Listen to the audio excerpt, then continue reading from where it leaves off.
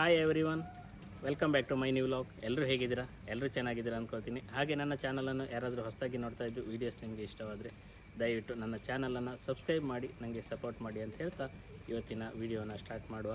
ಹಾಗೆ ಇವತ್ತಿನ ವೀಡಿಯೋದಲ್ಲಿ ನಾನು ನಿಮಗೆ ಬ್ರಾಯ್ಲರ್ ಕೋಳಿಯ ಮರಿಗಳಿಗೆ ಡೇ ಓಲ್ಡ್ ಚಿಕ್ಸ್, ಈಗ ಸ್ಟಾರ್ಟಿಂಗ್ ಆಗಿ ಪ್ರಥಮ ದಿನ ಬಂದ ಮರಿಗಳಿಗೆ ನಾವು ಯಾವ ಆ್ಯಂಟಿಬಯೋಟಿಕ್ಕನ್ನು ನಾವು ಕೊಡಬೇಕು, ಯಾವ ಆ್ಯಂಟಿಬಯೋಟಿಕ್ ಉತ್ತಮ, ಇದ್ರ ಬಗ್ಗೆ ನಾನು ನಿಮಗೆ ತಿಳಿಸ್ಕೊಡ್ತೀನಿ. ಈ ಕೋಳಿ ಮರಿಗಳಿಗೆ ನಾವು ಪ್ರಥಮ ದಿನ ಬಂದಾಗ ಆ್ಯಂಟಿಬಯೋಟಿಕ್ಕನ್ನು ಕೊಡಲೇಬೇಕಾಗ್ತದೆ. ಇಲ್ಲ ಅಂತ ಹೇಳಿದರೆ ಮರಿಗಳು ಸರ್ವೈವ್ ಆಗೋದು ತುಂಬ ಕಷ್ಟ. ಆ್ಯಂಟಿಬಯೋಟಿಕ್ ಇಲ್ಲದೆ ನಾವು ಬ್ರಾಯ್ಲರ್ ಕೋಳಿ ಸಾಕಾಣಿಕೆ ಮಾಡುವುದು ಕಷ್ಟ ಸಾಧ್ಯ. ಯಾಕೆಂತೇಳಿದರೆ ಅವುಗಳಿಗೆ ತುಂಬ ಕಾಯಿಲೆಗಳು ಸರ್ವೇ ಸಾಮಾನ್ಯ. ಈಗ ಸಾಮಾನ್ಯವಾಗಿ ಯಾವೆಲ್ಲ ಕಾಯಿಲೆಗಳು ಬರ್ತದೆ, ಮರಿ ಸ್ಟಾರ್ಟಿಂಗ್ ಬಂದಾಗ ಒಂದು ಇಕೋಲೆ ಇರ್ಬೋದು, ಅಥವಾ ಕಾಲರ, ಟೈಫಾಯ್ಡ್, ಹಾಗೆ CRD, ಸ್ಟಾರ್ಟಿಂಗಲ್ಲೇ CRD ಕೂಡ ಅಟ್ಯಾಕ್ ಆಗ್ಬೋದು. ಇವೆಲ್ಲ ಕಾಯಿಲೆಗಳು ಸರ್ವೇ ಸಾಮಾನ್ಯ. ಆ ಕಾರಣದಿಂದ ನಾವು ಆ್ಯಂಟಿಬಯೋಟಿಕ್ಕನ್ನು ಕೊಡಲೇಬೇಕಾಗ್ತದೆ.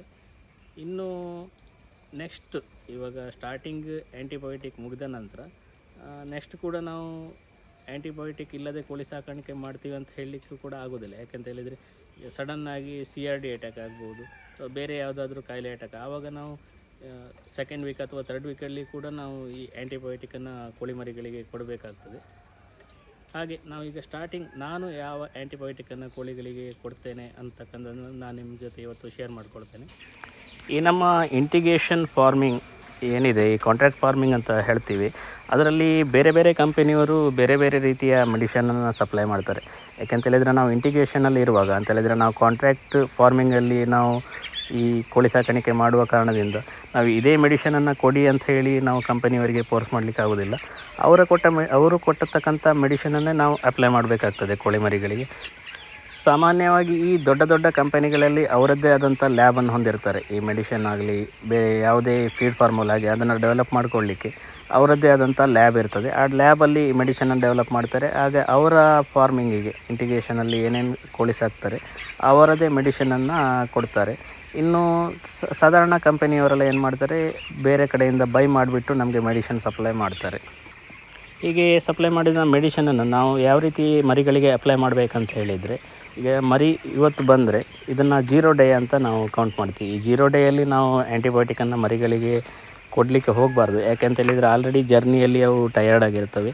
ನಾವು ನೆಕ್ಸ್ಟ್ ಅದಕ್ಕೆ ನಾವು ಈ ಆ್ಯಂಟಿಬಯೋಟಿಕ್ಕನ್ನು ಕೊಟ್ಟರೆ ಇನ್ನೂ ಕೂಡ ಟಯರ್ಡ್ ಆಗ್ತದೆ. ಕೋಳಿಗಳಲ್ಲಿ ಮಾರ್ಟಿಲಿಟಿ ಆಗತಕ್ಕಂಥ ಚಾನ್ಸಸ್ ಜಾಸ್ತಿ ಇರ್ತದೆ. ಆ ಕಾರಣದಿಂದ ನೆಕ್ಸ್ಟ್ ಡೇ ಅಂತೇಳಿದರೆ ಫಸ್ಟ್ ಡೇಯಿಂದ 3 ಡೇಸ್ ಕೋರ್ಸ್ ಮಾಡ್ಬೋದು. ಇಲ್ಲ ಅಂತೇಳಿದರೆ 4 ಡೇಸ್ ಕೋರ್ಸ್ ಕೂಡ ಮಾಡ್ಬೋದು. ಮರಿ ತುಂಬ ವೀಕ್ ಇದ್ದು ಏನಾದರೂ ಡೆವಲಪ್ ಆಗಲಿಲ್ಲ ಅಂತೇಳಿದರೆ ಇದನ್ನು 5 ಡೇಸ್ವರೆಗೂ ಕೂಡ ನಾವು ಆ್ಯಂಟಿಬಯೋಟಿಕ್ಕನ್ನು ಕಂಟಿನ್ಯೂ ಮಾಡ್ಬೋದು. ಹಾಗೆ ನಾವು ಈ ಮರಿಗಳಿಗೆ ಆ್ಯಂಟಿಬಯೋಟಿಕ್ ನೀಡುವಾಗ ಒಂದು ಅಂಶವನ್ನು ನಾವು ಗಮನದಲ್ಲಿ ಇಟ್ಕೊಳ್ಳೇಬೇಕು. ಯಾಕೆಂತೇಳಿದರೆ ಈ ಮರಿ ಬಂದಾಗ ನಾವು ಸ್ಟಾರ್ಟಿಂಗ್ ಸ್ಟೇಜಲ್ಲೇ ನಾವು ಹೈ ಡೋಸ್ ಇರ್ತಕ್ಕಂಥ ಆ್ಯಂಟಿಬಯೋಟಿಕ್ಕನ್ನು ಕೊಡಬಾರ್ದು. ಯಾಕೆಂತೇಳಿದರೆ ನಾವು ಸ್ಟಾರ್ಟಿಂಗ್ ಲೋ ಡೋಸ್ ಇರ್ತಕ್ಕಂಥ ಆ್ಯಂಟಿಬಯೋಟಿಕ್ನಿಂದ ಸ್ಟಾರ್ಟ್ ಮಾಡಿದರೆ ಇನ್ ಬಿಟ್ವೀನ್ ಏನಾದರೂ ನಮಗೆ ಮರಿಗಳಲ್ಲಿ ಸಮಸ್ಯೆ ಬಂತು, ನೆಕ್ಸ್ಟ್ ಬೆಳವಣಿಗೆಯಲ್ಲಿ ಸೆಕೆಂಡ್ ವೀಕ್ ಅಥವಾ ಥರ್ಡ್ ವೀಕಲ್ಲಿ, ಆವಾಗ ನಾವು ಸ್ವಲ್ಪ ಹೈ ಡೋಸ್, ಈಗ ಸ್ಟಾರ್ಟಿಂಗ್ ಕೊಟ್ಟಿರ್ತಕ್ಕಂಥ ಆ್ಯಂಟಿಬಯೋಟಿಕ್ಕಿಂತ ಹೈ ಡೋಸ್ ಇರ್ತಕ್ಕಂಥ ಆ್ಯಂಟಿಬಯೋಟಿಕ್ಕನ್ನು ಅವುಗಳಿಗೆ ಕೊಟ್ಟರೆ ನಮಗೆ ಯಾವುದೇ ರೋಗ ಇದ್ದರೂ 2-3 ಡೇಸಲ್ಲಿ ನಮ್ಮ ಕಂಟ್ರೋಲಿಗೆ ಸಿಗ್ತದೆ. ಮರಿಗಳು ಮಾರ್ಟಿಲಿಟಿ ಆಗತಕ್ಕಂಥ ಚಾನ್ಸಸ್ ತುಂಬ ಕಡಿಮೆ ಇರ್ತದೆ. ಆ ಕಾರಣದಿಂದ ಸ್ಟಾರ್ಟಿಂಗ್ ಸ್ಟೇಜಲ್ಲಿ ನಾವು ಲೋ ಡೋಸ್ ಇರ್ತಕ್ಕಂಥ ಆ್ಯಂಟಿಬಯೋಟಿಕ್ ಅಂತ ಸ್ಟಾರ್ಟ್ ಮಾಡೋದು ತುಂಬ ಉತ್ತಮ. ಇನ್ನು ನಾನು ಅತಿ ಹೆಚ್ಚಾಗಿ ಯೂಸ್ ಮಾಡಿದಂಥ ಆ್ಯಂಟಿಬಯೋಟಿಕ್ ಅಂತೇಳಿದರೆ ನಿಯೋಡೆಕ್ಸ್. ಇದು ತುಂಬ ಪರಿಣಾಮಕಾರಿ ಆ್ಯಂಟಿಬಯೋಟಿಕ್ ಅಂತಲೇ ಹೇಳ್ಬೋದು.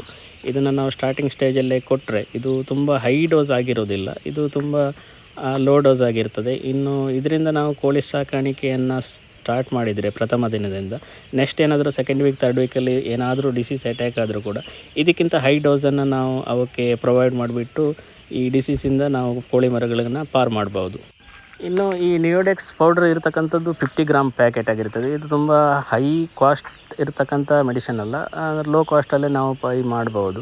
ಅಂದರೆ ಹೇಳಿದರೆ 150 - 160 ರುಪೀಸಲ್ಲೇ ನಾವು ಇದು ಒಂದು 50 ಗ್ರಾಮ್ ಪ್ಯಾಕೆಟ್ ಪೌಡರ್ ಇರುತ್ತೆ. ಈ 50 ಗ್ರಾಮ್ ಇರ್ತಕ್ಕಂಥದ್ದು ಅಲ್ಲಿ ಡೋಸೇಜ್ ಅವರು ಮೆನ್ಷನ್ ಮಾಡಿರ್ತಾರೆ ಆಲ್ರೆಡಿ. ಅಲ್ಲಿ ಹೇಗೆ ಅಂತೇಳಿದರೆ 1 ಗ್ರಾಮ್ 10 ಲೀಟ್ರ್ ನೀರಿಗೆ. ಇನ್ನೇನಾದರೂ ಕೋಳಿ ಮರಿಗಳು ತುಂಬ ವೀಕ್ ಇದ್ದರೆ ಅದನ್ನು ನಾವು 1 ಗ್ರಾಮನ್ನು 5 ಲೀಟ್ರಿಗೆ ಹೆಚ್ಚಿಸ್ಕೊಳ್ಬೋದು. ಇನ್ನು ನಾನು ಹೇಗೆ ಅಪ್ಲೈ ಮಾಡ್ತೇನೆ ಅಂತೇಳಿದರೆ, ಒಂದು 2 - 2.5 ಗ್ರಾಮು ಪೌಡ್ರನ್ನು 10 ಲೀಟ್ರ್ ನೀರಿಗೆ ನಾನು ಯೂಸ್ ಮಾಡ್ತೇನೆ. ಹಾಗೆ ಈ ನಿಯೋಡೆಕ್ಸನ್ನು ಬಿಟ್ಟರೆ ಇನ್ನೊಂದು ಕೂಡ ಪರಿಣಾಮಕಾರಿ ಆ್ಯಂಟಿಬಯೋಟಿಕ್ ಅಂತ ಹೇಳಿದರೆ ವಿಸಿಪ್ರೋಲ್. ಇದನ್ನು ಕೂಡ ನಾವು ಕೋಳಿಗಳಿಗೆ ಕೊಡ್ಬೋದು. ಇದು ನಿಯೋಡೆಕ್ಸ್ಗೆ ಕಂಪೇರ್ ಮಾಡಿದರೆ ಇದು ಸ್ವಲ್ಪ ನಿಯೋಡೆಕ್ಸಿಂದ ಹೈ ಡೋಸ್ ಆಗಿರ್ತದೆ. ಇದು ಹೇಗೆ ಅಂತೇಳಿದರೆ ನಾವು ನೀರಿಗೆ 1 ಗ್ರಾಮ್ ಪೌಡ್ರನ್ನು 1 ಲೀಟ್ರ್ ನೀರಿಗೆ ಮಿಕ್ಸ್ ಮಾಡಿ ಕೊಡ್ತಕ್ಕಂಥದ್ದು. ನಾನು ಹೇಗೆ ಅಪ್ಲೈ ಮಾಡ್ತೇನೆ ಅಂತೇಳಿದರೆ, ಮರಿ ಬಂದಾಗ 1 ಗ್ರಾಮನ್ನು 2 ಲೀಟ್ರ್ ನೀರಿನ ಪ್ರಮಾಣಕ್ಕೆ ಪೌಡ್ರನ್ನು ಮಿಕ್ಸ್ ಮಾಡಿ ಮರಿಗಳಿಗೆ ಕೊಡ್ತಾ ಹೋಗ್ತಿದ್ವಿ 3 ರಿಂದ 4 ದಿನ. ಇದು ನಿಯೋಡೆಕ್ಸ್ಗಿಂತ ಸ್ವಲ್ಪ ಹೈ ಡೋಸ್ ಆಗಿರೋ ಕಾರಣದಿಂದ ನಾವು 1/2 ಗ್ರಾಮನ್ನು 1 ಲೀಟ್ರ್ ನೀರಿಗೆ ಮಿಕ್ಸ್ ಮಾಡ್ತೀವಿ. ಯಾಕೆ ಅಂತ ಹೇಳಿದರೆ, ಎಲ್ಲಿಯಾದರೂ ಇನ್ನು ಸೆಕೆಂಡ್ ವೀಕಲ್ಲಿ ಏನಾದರೂ ಸಮಸ್ಯೆ ಬಂದರೆ ಈ ವಿಸಿಪ್ರೋಲನ್ನೇ ನಾವು ನೆಕ್ಸ್ಟ್ ಕಂಟಿನ್ಯೂ ಮಾಡ್ಬೋದು. ಇಲ್ಲಿ ವಿಸಿಪ್ರೋಲನ್ನು ನಾವು ಸ್ಟಾರ್ಟಿಂಗ್ಗೆ ಮರಿಗಳಿಗೆ ಕೊಟ್ಟಾಗ ಇನ್ನು ನಿಯೋಡೆಕ್ಸನ್ನು ನಾವು ಯೂಸ್ ಮಾಡಲಿಕ್ಕೆ ಆಗೋದಿಲ್ಲ. ಯಾಕೆಂತೇಳಿದರೆ ವಿಸಿಪ್ರೋಲ್ ಹೈ ಡೋಸ್ ಆಗಿರೋ ಕಾರಣದಿಂದ ನಿಯೋಡೆಕ್ಸನ್ನು ನಾವು ಮರಿಗಳಿಗೆ ಕೊಟ್ಟರೆ ಇಲ್ಲಿ ಅದು ವರ್ಕ್ ಆಗೋದಿಲ್ಲ ಮರಿಗಳ ಮೇಲೆ. ಆ ಕಾರಣದಿಂದ ನಾವಿಲ್ಲಿ 1/2 ಗ್ರಾಮನ್ನು ಸ್ಟಾರ್ಟಿಂಗಿಂದ ಸ್ಟಾರ್ಟ್ ಮಾಡಿಬಿಟ್ಟು ನೆಕ್ಸ್ಟ್ ಏನು ಮಾಡಬೇಕು, 1 ಗ್ರಾಮ್ ಪರ್ ಲೀಟ್ರ್ ನೀರಿಗೆ ಆ್ಯಡ್ ಮಾಡಿ ಕೊಟ್ಟರೆ ಬೇಗ ನಮಗೆ ಮರಿಗಳಿಗೆ ಕಂಟ್ರೋಲ್ ಸಿಗ್ತದೆ. ಮರಿಗಳಿಗೆ ಏನೇ ಡಿಸೀಸ್ ಬಂದರೂ ಅಲ್ಲಿ ನಮಗೆ ಕಂಟ್ರೋಲಿಗೆ ಬರ್ತದೆ. ಹಾಗೆ ಈ ವಿಡಿಯೋನ ನೋಡ್ತಿರತಕ್ಕಂಥ ಯಾರಾದರೂ ಬೇರೆ ಇಂಟಿಗ್ರೇಷನ್ ಫಾರ್ಮರ್ಸು, ಬೇರೆ ಬೇರೆ ದೊಡ್ಡ ದೊಡ್ಡ ಕಂಪನಿಯಲ್ಲಿ ಕಾಂಟ್ರಾಕ್ಟ್ ಫಾರ್ಮಿಂಗ್ ಮಾಡ್ತಿರೋರು, ತಾವು ಯಾವ್ಯಾವ ಮೆಡಿಷನನ್ನು ಆ್ಯಂಟಿಬಯೋಟಿಕ್ ಈ ಸ್ಟಾರ್ಟಿಂಗ್ ಮರಿಗಳಿಗೆ ಕೊಡ್ತೀರಿ ಅಂತಕ್ಕಂಥದ್ದನ್ನು ಮೆಸೇಜಲ್ಲಿ ತಿಳಿಸಿ. ಅಂತ ಹೇಳಿದರೆ ಬೇರೆ ಫಾರ್ಮರಿಗೆ ಕೂಡ ಇದರಿಂದ ಉಪಯೋಗ ಆಗ್ತದೆ. ಸಾಧ್ಯವಾದರೆ ಅದು ಮಾರ್ಕೆಟಲ್ಲಿ ಸಿಗುವಂಥದ್ದಿದ್ದರೆ ದಯವಿಟ್ಟು ಕಮೆಂಟಲ್ಲಿ ತಿಳಿಸಿ. ಇದರಿಂದ ಹೊಸ ಫಾರ್ಮರ್ಸಿಗೂ ಹಾಗೆ ಆಲ್ರೆಡಿ ಇವಾಗ ಓನಾಗಿ ಅಂತೇಳಿದರೆ ಸ್ವಂತ ಸಾಕಾಣಿಕೆ ಮಾಡೋರಿಗೆ ಕೂಡ ಇದು ತುಂಬ ಉಪಯೋಗ ಆಗ್ತದೆ. ಇನ್ನು ಈ 2 ಆ್ಯಂಟಿಬಯೋಟಿಕ್ ಅಲ್ಲದೆ ಇನ್ನು ಕೂಡ ಅನೇಕ ಆ್ಯಂಟಿಬಯೋಟಿಕ್ಗಳಿವೆ. ಅದನ್ನು ನೆಕ್ಸ್ಟ್ ಡೇ ಸ್ಟಾರ್ಟಿಂಗ್ ಅಲ್ಲದೆ ಇನ್ನು ನೆಕ್ಸ್ಟ್ ಸ್ಟೇಜಲ್ಲಿ ಕೂಡ ನಾವು ಕೋಳಿಗಳಿಗೆ ಕೊಡಬೇಕಾದಂಥ ಪರಿಸ್ಥಿತಿ ಬರ್ತದೆ. ಯಾಕಂದರೆ ಡಿಸೀಸ್ ಸಡನ್ನಾಗಿ ಅಟ್ಯಾಕ್ ಆದರೆ ಬೇರೆ ಬೇರೆ ಆ್ಯಂಟಿಬಯೋಟಿಕ್ಕನ್ನು ನಾವು ಕೊಡಬೇಕಾಗ್ತದೆ. ಆ ಆ್ಯಂಟಿಬಯೋಟಿಕ್ಗಳಿಗೆ ನಾನು ನಿಮಗೆ ಮುಂದಿನ ವೀಡಿಯೋದಲ್ಲಿ ತಿಳಿಸ್ಕೊಡ್ತೀನಿ. ಇನ್ನು CRD ಬಂದರೆ ಯಾವ ಆ್ಯಂಟಿಬಯೋಟಿಕ್ ಕೊಡಬೇಕು, ಹಾಗೆ ಬೇರೆ ಬೇರೆ ಡಿಸೀಸ್ಗೆ ಬೇರೆ ಬೇರೆ ಹೈ ಡೋಸ್ ಇರ್ತಕ್ಕಂಥ ಆ್ಯಂಟಿಬಯೋಟಿಕ್ ಕೂಡ ಕೊಡಬೇಕಾಗ್ತದೆ. ಅದರ ಬಗ್ಗೆ ನಾನು ಮುಂದಿನ ವೀಡಿಯೋಗಳಲ್ಲಿ ನಾನು ನಿಮಗೆ ತಿಳಿಸಿಕೊಡುವ ಪ್ರಯತ್ನ ಮಾಡ್ತೇನೆ. ಇದು ನನ್ನ ಇವತ್ತಿನ ವ್ಲಾಗ್. ಈ ವಿಡಿಯೋ ನಿಮಗೆ ಇಷ್ಟವಾದರೆ ದಯವಿಟ್ಟು ಲೈಕ್ ಮಾಡಿ, ಶೇರ್ ಮಾಡಿ, ಹಾಗೆ ನಿಮ್ಮ ಅನಿಸಿಕೆಗಳನ್ನು ಕಮೆಂಟ್ ಮೂಲಕ ನನಗೆ ತಿಳಿಸಿ ಅಂತ ಹೇಳ್ತಾ ಮುಂದಿನ ಮತ್ತೊಂದು ವಿಡಿಯೋದಲ್ಲಿ ಭೇಟಿಯಾಗೋಣ. ಎಲ್ಲರಿಗೂ ಧನ್ಯವಾದಗಳು.